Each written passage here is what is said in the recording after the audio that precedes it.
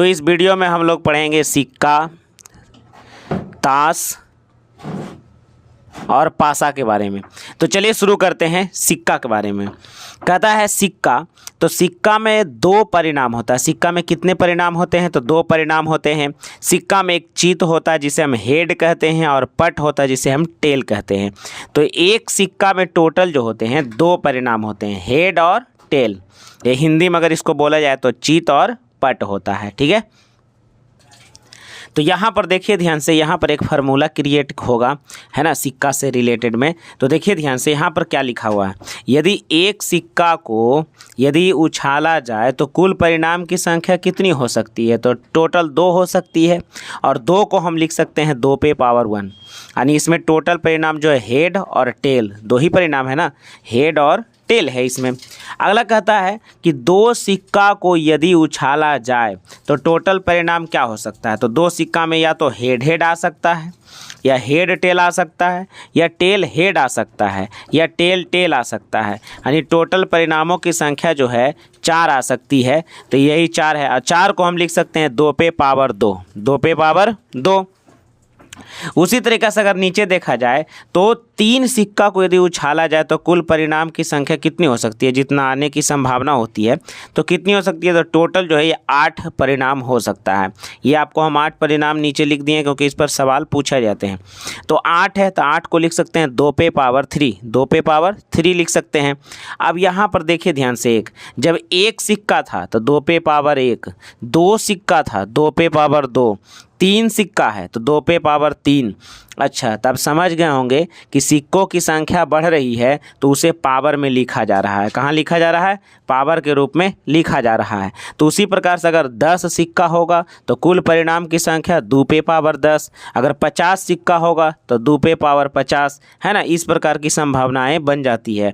तो उसी प्रकार से देखिए नीचे हम लिख दिए हैं, आपके सामने एक फार्मूला क्रिएट हो जाता है कि यदि n सिक्का को उछाला जाए तो कुल परिणाम की संख्या कितनी होगी? तो 2 पे पावर n।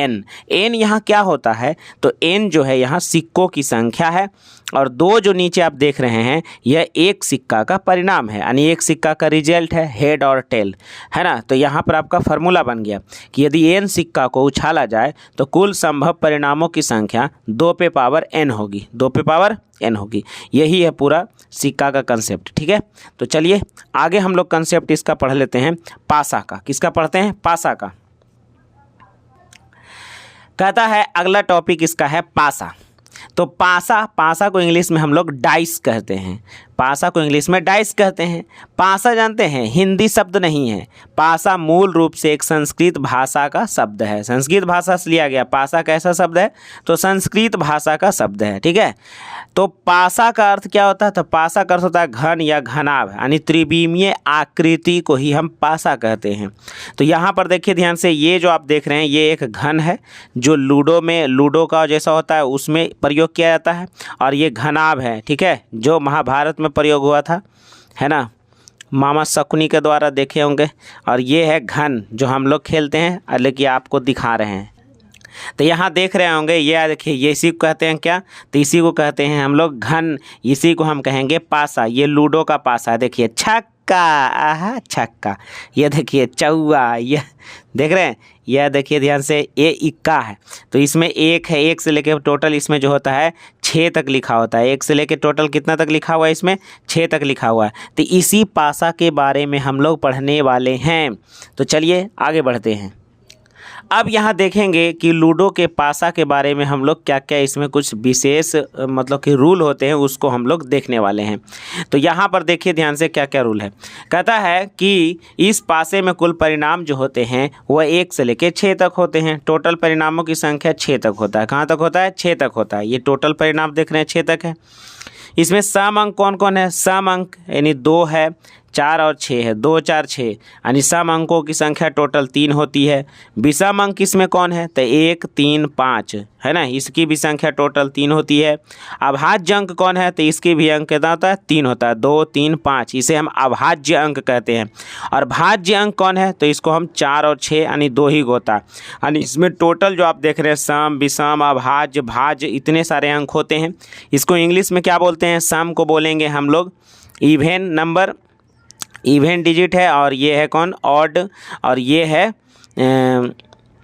प्राइम नंबर, और ये है कंपोजिट नंबर। तो इतने सारे देख रहे हैं आप, इतनी सारी संख्याएं इसमें पाई जाती है। ठीक है, अगला देखिए ध्यान से, अगला यहाँ पर पॉइंट क्या है कि एक पासा को फेंका जाए तो कुल परिणाम की संख्या जो होती है वो 6 होती है। टोटल अभी 1 से लेकर 6 तक था, तो 6 होती है, और 6 को हम लिख सकते हैं 6 पर पावर 1। पावर 1 लिखा नहीं जाता है, आपको समझाने के लिए मैंने ऐसा लिखा है और इस तरह से हम आपको बता रहे हैं, है ना। एक पासा को फेंका जाए तो टोटल परिणामों की संख्या 6 होती है, और 6 को हम 6 पर पावर 1 लिख सकते हैं। अगर 2 पासा को फेंका जाए तो 2 पासा को फेंका जाएगा तो कुल परिणामों की संख्या जो होगी वो 36 होगी। कितनी होगी, 36, और 36 को हम लिख सकते हैं 6 पे पावर 2, 6 6 का 36, 6 पे पावर 2 लिख सकते हैं, है ना। तो आप यहाँ पर देख लें, यहाँ पर एक रूल, यहाँ पर सिक्का जैसा ही काम कर रहा है कि यदि जो है n पासा को फेंका जाए तो 6 पे पावर n हो जाएगा ना। तो यहाँ पर एक फार्मूला बन रहा है, ठीक है, कि अगर 10 पासा है और उसको एक बार उछाला जाए तो कुल संभव परिणामों की संख्या कितनी होती है, तो 6 पर पावर 10 हो जाएगी। अगर 20 पासा है तो 6 पर पावर 20 हो जाएगा। अगर 100 पासा है तो 6 पर पावर 100 हो जाएगा। तो इसी प्रकार से एक फार्मूला क्रिएट हो जाता है जो इस प्रकार है। तो यहाँ पर देख लीजिए ध्यान से, हमने 2 पासा को उछाला तो इसका टोटल परिणाम 36 था, और ये 36 परिणाम देखिए इस प्रकार से है। अब यहाँ पर सवाल जानते हैं ये पैदा होता है कि अगर हम ये 2 पासा को हम एक साथ फेंकेंगे तो कोई एक ही परिणाम आएगा ना। तो एक ही परिणाम आएगा, लेकिन इतनी सारी संभावनाएं बनती है, इनमें से कोई एक परिणाम आ सकता है कि नहीं। तो उसी प्रकार से देखिए ध्यान से, यहाँ फार्मूला बन गया यहाँ पर नीचे कि यदि n पासा को एक साथ फेंका जाए तो कुल परिणाम की संख्या 6 पर पावर n, 6 पर पावर n। n क्या होता है, तो पासा की संख्या, और 6 क्या है, तो एक पासा का परिणाम, यानी 1 से लेकर 6 तक था जो। तो इसी प्रकार से जैसे सिक्का में था 2 पे पावर n, तो ये पासा में हो जाएगा 6 पर पावर n। तो इस प्रकार का पूरा कंसेप्ट होता है पासा में। ठीक है, अगला जो है टॉपिक है हमारा ताश। ताश को इंग्लिश में कहते हैं प्लेइंग कार्ड।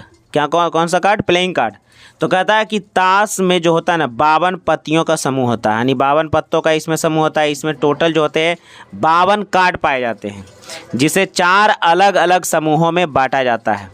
इसमें जो है अलग अलग जो होता है जानते हैं, खिलाड़ियों की संख्या ही टोटल 4 होती है। ठीक है, अब कहेगा सर हम तो खिलाड़ियों इसमें देखे हैं, ताश में तो है एक साथ 6 से लेके 10 तक के मतलब कि खेल सकते हैं, उससे भी ज़्यादा खेलते हैं। अरे तो वो जुआ खेलते हैं, समझे कि नहीं, जुआ नहीं, खेल के दृष्टिकोण से आपको बता रहे हैं कि ताश के अलग अलग प्रत्येक समूह में जो उसकी संख्या होती है वह 13 होती है, और ताश में अधिकतम खिलाड़ियों की संख्या जो होती है वह 4 होती है, और ताश में 2 रंग की पत्तियां होती है। ठीक है, ताश में कितने रंग की पत्ती होती है, 2 रंग की पत्ती होती है। यहाँ पर हम खूब बढ़िया से लिखे हैं, कलर में भी आपको यहाँ पर बताएं ताकि आपको समझ में बढ़िया से आ जाए। तो ताश यहाँ पर देखिए 52 कार्ड है। 52 में देखिए ध्यान से, यहाँ पर हो गया रेड, ये हो गया रेड, और इधर हो गया ब्लैक। तो ये यहाँ 52 है, तो ये हो जाएगा 26 कार्ड, ये हो जाएगा का रेड, और 26 कार्ड हो जाएगा ब्लैक। अब रेड कार्ड में क्या होता है कि हार्ट होता है, और इधर होता है का डायमंड, जिसको हम लोग कहते हैं लाल पान, और इसको बोलते हैं ईंट। ईंट बोलते हैं, ईंट को ही ठिकरी कहा जाता है, खेलने के क्रम में इसको ठिकरी बोलते हैं। ठीक है, और ये देखो काला है, काला को हम लोग कहते हैं हुकुम, और काला के यहाँ पर कहते हैं चिड़ी। तो इस प्रकार के आप देख रहे हैं ना, सभी में 13, इसमें भी 13 कार्ड होता है, इसमें भी 13 कार्ड होगा, इसमें भी 13 कार्ड होगा, और इसमें भी 13 कार्ड होगा। ठीक है, ये सभी जो होता है 13-13 का संख्याओं में होता है, इसीलिए 13 चौके 52, यानी ताश में कुल पत्तियों की संख्या 52 है ना। रेड पत्तों की संख्या 26, ब्लैक पत्तों की संख्या 26 है ना, लाल पान की संख्या 13, लाल ईंट की संख्या 13, हुकुम काला जो होता है 13, और चिड़ी जो होता है काला वो भी 13। इतनी सारी इसमें पाई जाती है। ठीक है, इसके नीचे देखा जाए तो कहता है कि फेस कार्ड। फेस कार्ड का मतलब होता है चेहरा वाला कार्ड, यानी जिसमें फ़ोटो पाया जाता है। तो ताश में चेहरा वाले कार्ड जो होते हैं वो मुख्य 3 होते हैं, लेकिन इसकी संख्या जो होती है वह 12 होती है। पहले कार्ड को देखा जाए तो के लिखा रहेगा, जिसको हम लोग किंग कहते हैं, जिसको हम बादशाह कहते हैं, खेलने में लोग इसी को बासा बोलते हैं। दूसरा देखें क्यू वाला को क्यून कहते हैं, इसको बेगम या बेबी कहा जाता है। तीसरा जो होता है जे होता है जिसको जैक यानी गुलाम इसको कहते हैं। तो ये सभी में होता है, समझे। रेड में भी होगा 3 कार्ड, इसमें भी 3 कार्ड, इसमें भी 3 कार्ड, इसमें भी 3 कार्ड, यानी 3 चौके 12 कार्ड, यानी टोटल फेस कार्डों की संख्या जो होती है वह 12 होती है। ठीक है। अब यहाँ पर देखा जाए, जैसे आप अभी पढ़ रहे थे कि 52 पत्तों में 12 कार्ड जो है आपका है नंबर फेस कार्ड है, यानी फ़ोटो वाला चित्र वाला कार्ड है। ठीक है।